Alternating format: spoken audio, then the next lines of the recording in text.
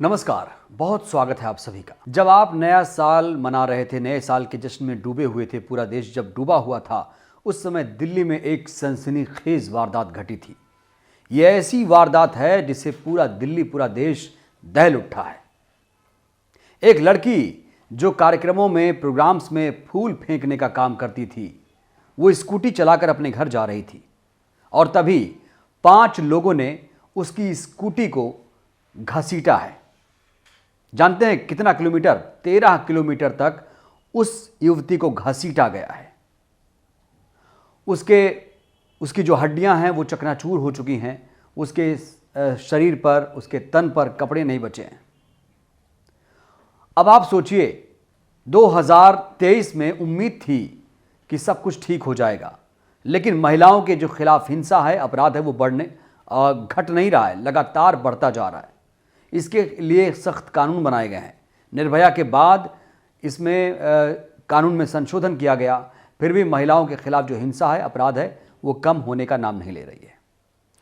कहा जा रहा है कि ये जो लड़की है, इसका कोई कसूर नहीं था और जिन लोगों ने, वो लोग रसूख थे, कार सवार थे, कार पर सवार होकर जा रहे थे और जानते हैं कैसे? शराब के नशे में धुत थे और कार की जो रफ्तार थी बहुत ज़्यादा तेज थी। खुलासा तो ये हुआ है कि इन 5 ने पुलिस पूछताछ में ये बताया है कि जब वो लोग शराब के नशे में गाड़ी चला रहे थे, तेज रफ्तार में कार चला रहे थे, वहां पर तेज म्यूजिक में गाना भी कार के अंदर बजाया जा रहा था। यानी शराब और कॉकटेल में धुत 5 युवकों ने लड़की को ना सिर्फ रौंदा बल्कि उसे 13 किलोमीटर तक घसीटा। अब आप सोचिए, एक लड़की जो अपने परिवार का पालन पोषण कर रही थी, अपने परिवार का खर्चा उठा रही थी, वो लड़की आज जिंदगी और मौत के बीच जंग लड़ रही है। और बड़ी बात यह है कि इन 5 युवकों के जो नाम हैं वो आप जान लीजिए। पहले 5 युवकों के नाम इस तरह हैं। दीपक खन्ना 26 साल इसकी उम्र है, अमित खन्ना इसकी उम्र 25 साल है, कृष्णा इसकी उम्र 27 साल है, मिथुन इसकी उम्र 26 साल है और एक है मनोज मित्तल, इसकी उम्र 27 साल है। यानी इनकी जो उम्र है 25 से 27 साल के बीच बताई जा रही है। अब आप सोचिए, जो दीपक खन्ना, अमित खन्ना, कृष्णन, मिथुन और मनोज मित्तल हैं, अगर यही आरोपी मुस्लिम होते तो मीडिया में हो हल्ला मच जाता। मीडिया इसे ना जाने राई का पहाड़ क्रिएट कर देता, तिल का पहाड़ बना देता। लेकिन सारे टीवी, अखबार, मीडिया वाले इस खबर को लेकर चुप हैं। कहीं पर कोई शोर शराबा, हंगामा, डिबेट नहीं हो रहा है। आखिर ये मीडिया वाले सिलेक्टिव क्यों हो गए हैं? क्या आरोपियों को देखकर खबर चलाई जाएगी? क्या आरोपियों को देखकर अपराध की गंभीरता बताई जाएगी? ये बड़ा सवाल है। इसीलिए हम ये खबर आप तक पहुंचा रहे हैं। खबर ये नहीं है कि लड़कियों के खिलाफ हिंसा, अपराध बढ़ रहा है, ये तो रोज हो रहा है, रोज के रोज हो रहा है। लेकिन खबर यह है कि इन आरोपियों के नाम हिंदू हैं और इसीलिए मीडिया में इस खबर की कोई चर्चा नहीं है। लेकिन अगर कोई इसमें मुस्लिम आरोपी होता, अगर 5 मुस्लिम होते, तो आप सोचिए कितना डिबेट होता। लेकिन इसकी कहीं चर्चा ही नहीं है। दरअसल कहा जा रहा है कि जो युवती है वो कार में फंस गई थी। अब आप सोचिए, क्या कोई स्कूटी सवार युवती कार में फंस सकती है? क्या वो खुद से फंस सकती है? और कार चालक को इतना होश नहीं कि वो ये ना पता कर पाए कि कोई स्कूटी सवार उसके कार में फंस गई है। इसमें से एक आरोपी जो है वो बीजेपी से संबंधित है। सोचिए, यहां पर एक जो आरोपी है वो बीजेपी से संबंधित है, यानी बीजेपी का नेता बताया जा रहा है। कहा जा रहा है कि युवती के दोनों पैर, सिर और शरीर के अन्य हिस्से बुरी तरीके से कुचले गए हैं।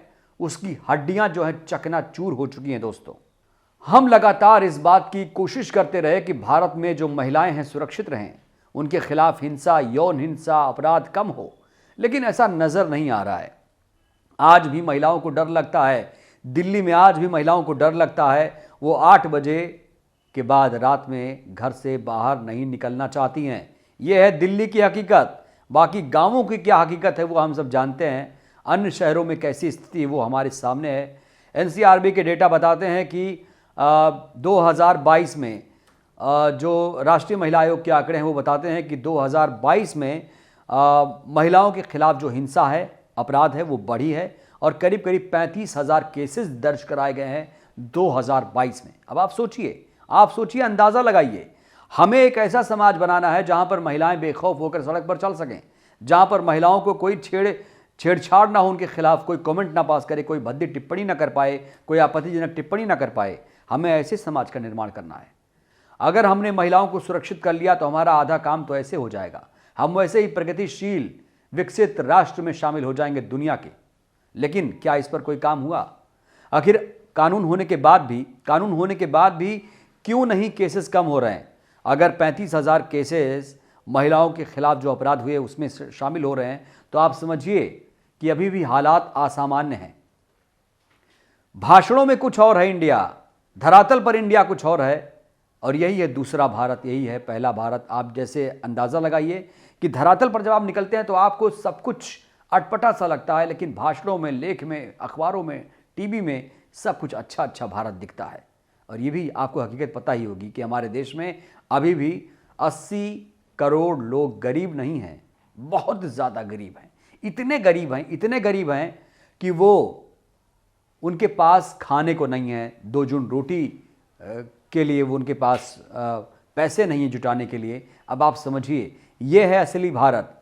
आपको फोकस करना पड़ेगा कि जो 80 करोड़ गरीब हैं उनको कैसे सशक्त बनाया जाए, किसानों की आय कैसे दुगनी की जाए, कैसे लोगों को घर मिले, पक्का मकान ना सही लेकिन घर ही मिल जाए तो बड़ी बात है। तो आप समझिए, जो दिल्ली निर्भया कांड के बाद कहा जा रहा था अब सब कुछ ठीक होगा क्योंकि निर्भया के आरोपियों को, दरिंदों को फांसी हो गई है, लेकिन जो माहौल है अभी भी वैसा ही बना हुआ है। जिस तरीके से इस लड़की को घसीटा गया है दोस्तों, वाकई इसने दिल को झकझोर दिया है।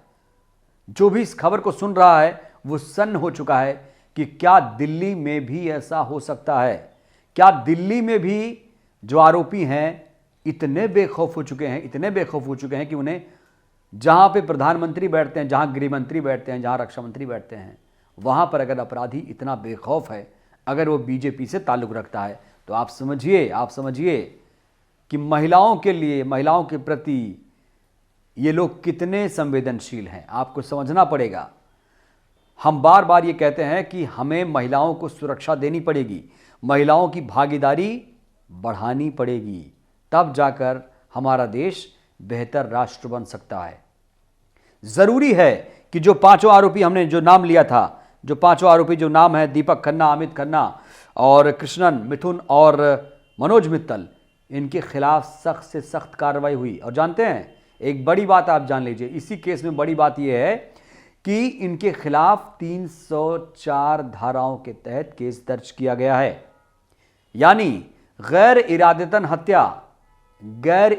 हत्या अगर ये आरोप साबित हो गए तो जानते हैं कुछ नहीं होगा, 10 साल की सजा है सिर्फ इसमें। और उस लड़की की हड्डियां चकनाचूर हो चुकी हैं। 5 लोगों ने मिलकर दरिंदगी की है, अमानवीय व्यवहार है ये। और इन आरोपियों को इस धारा के तहत कहा जाए तो उनको जमानत भी मिल सकती है। सोचिए, इतना गंभीर अपराध होने के बाद भी 304 का केस लगाया गया है।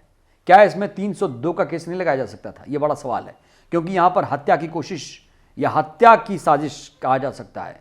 ऐसे में कहीं ना कहीं पुलिस जो है वो लचर हो चुकी है। वैसे दिल्ली की पुलिस पर लगातार आरोप लगते रहे हैं, सियासत होती रही है कि दिल्ली पुलिस को लेकर कहीं केजरीवाल बोलते हैं, कहीं गृह मंत्रालय बोलता है, तो इसमें भी एक खींचतान मचा हुआ है। इसीलिए दिल्ली का जो सिस्टम है सुधर नहीं पा रहा है, इसको सुधारने की ज़रूरत है। आप क्या सोचते हैं? क्या महिलाओं के खिलाफ हिंसा में कमी आई है? क्या महिलाएं अब सेफ हैं, सुरक्षित हैं, महफूज हैं? अपनी राय ज़रूर दीजिएगा। शुक्रिया।